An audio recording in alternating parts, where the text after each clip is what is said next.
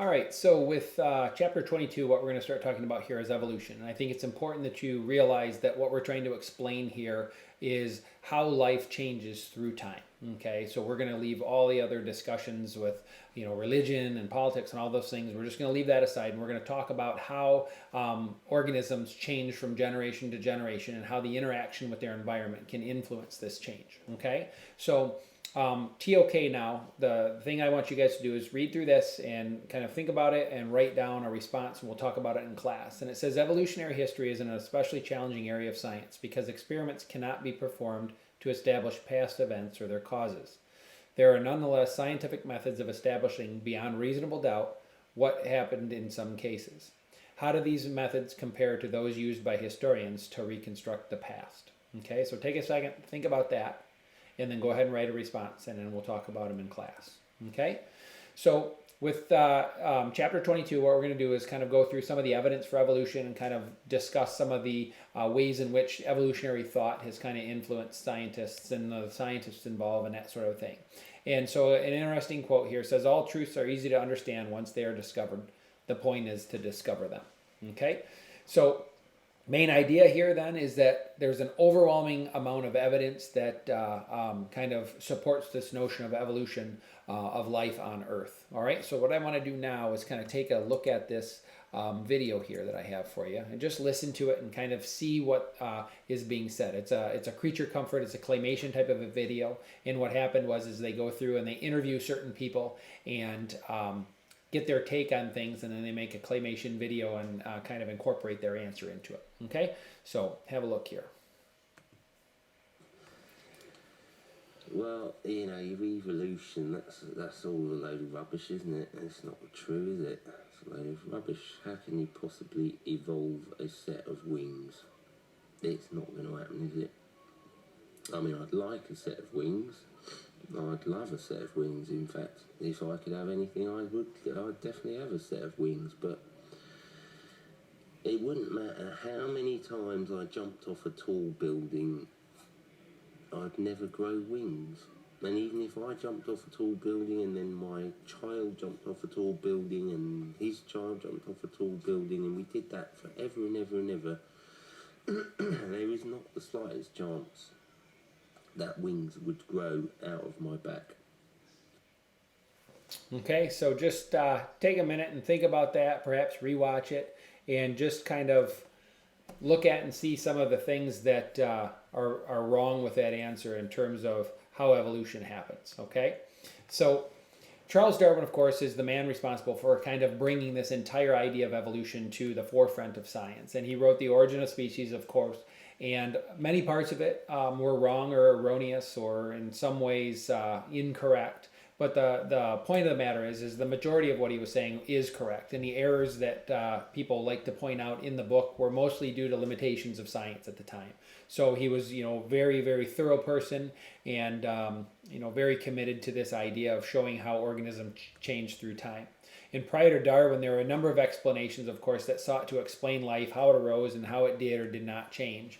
And kind of the development of the theory of evolution really is there was a lot of scientists that were kind of involved in this. And Cuvier, Hutton, Lyell, Lamarck, Wallace, and Darwin are some people that you may or may not have heard of as we go through this. And what George Cuvier he was a person who studied rock formations in and around Paris and the science of paleontology. And the principle of superposition might be something that you've learned early on in another class, like Earth Science or something. And what this basically says is that the deeper layer of rocks contain fossils that are more dissimilar to those of current life. So in other words, the deeper you go in the rock levels, the further back in time you go.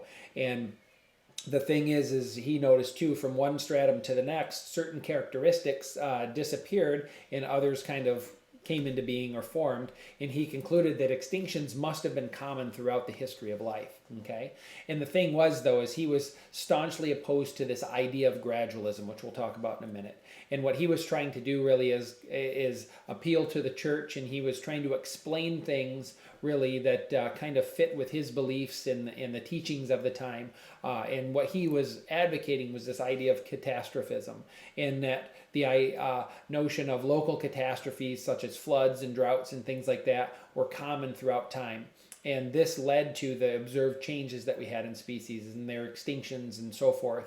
And as the organisms kind of grew and were wiped out, new species would come in to repopulate the region where this occurred. And of course, if you think enough about his idea of floods being common, these catastrophes being common, that fits perfectly well with the idea of Noah and the ark in teachings from the church in the Bible. So that's what Cuvier was trying to do. Even though he was observing that there were changes that were happening in the life, had these changes that were occurring, he was trying to fit his story with the things that he was being taught while attending church.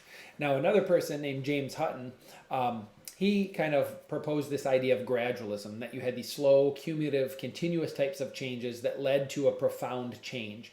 And he was looking at the geological features of Earth, and this is what was allowing him to kind of look at the Earth's history and the history of life. And, he was kind of having an influence later on to Charles Darwin when he kind of took a look at some of these books and things like that.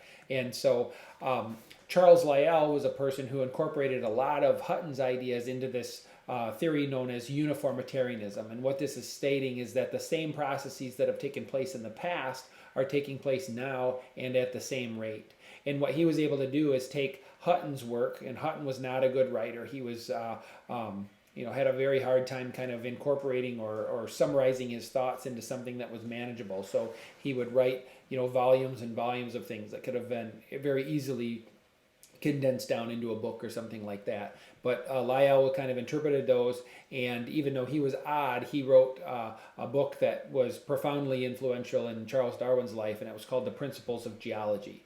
And these two were contemporaries of each other, and when Darwin had read Lyell's book, he felt that if the two were right, if Hutton, Lyell were right, and if these changes that had been taking place on Earth had continued to take place on Earth, then the Earth must be much older than the 6,000 years that the theologians were arguing. And he presumed that if these, processes could happen to the geology of the Earth, then certainly they could bring about change to the living organisms that were on Earth in a slow, gradual change like you would see with the geology. Now, another person that we've talked briefly about in class was Jean-Baptiste Lamarck, and he's often remembered for his interpretation of how evolution occurs. In other words, the inheritance of acquired characteristics. And this, of course, is not true, but he made a lot of other contributions to science at the time. He was the first person to propose that evolutionary change can be used to explain the changes that we're seeing in this fossil record. And Darwin, really appreciated a lot of the work that Lamarck did. And Darwin said, Lamarck was the first man whose conclusions on the subject excited much attention. This justly celebrated naturalist was first published his views in 1801. He did the eminent service of arousing attention to the probability of all changes in the organic, as well as in the inorganic world, being the result of law and not of miraculous interposition. Time and favorable conditions are the two principal means which nature has employed in giving existence to all her productions. We know that for her time has no limit, and that consequently she always has it at her disposal.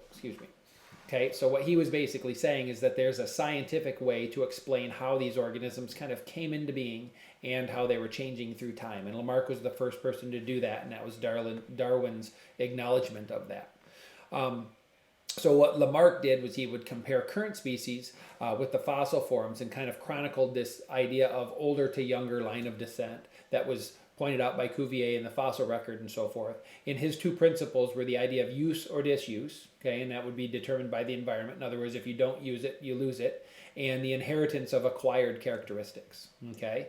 And Lamarck also held the belief that there was some sort of an innate drive to be more complex, which is kind of, funny if we think about it in today's terms, because you can't want to be more complex. It's just one of those things that is a product of your interaction with the environment. But he thought this innate drive kind of led to the observed change that we see in these organisms. Okay, and this notion of use and disuse seemed like a reasonably acceptable hypothesis at the time, and there were a lot of scientists, including Darwin, who subscribed to this notion of use and disuse, the idea that if you don't use it, you're going to lose it. One of the experiments that we talked about was chopping the tails off of mice, for instance, and if you do that enough, mice will start being born without any tails, and that's the inheritance of acquired characteristics and kind of the principle of use and disuse. If you're not using it throughout time, you're going to lose that as well.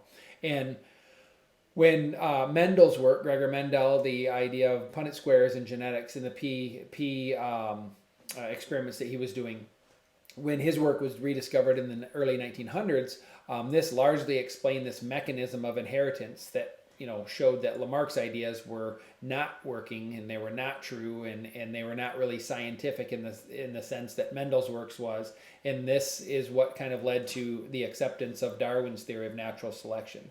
And I think it's important that you understand that the idea of inheritance of acquired characteristics is not what's happening in your lifetime. And we've discussed, and I'm not going to go into it here, the notion of epigenetics and how that works. And that's kind of shedding some new light into the idea of an inherited characteristic, but it has nothing to do with like being a bodybuilder or something and having large muscles, and therefore your children will too.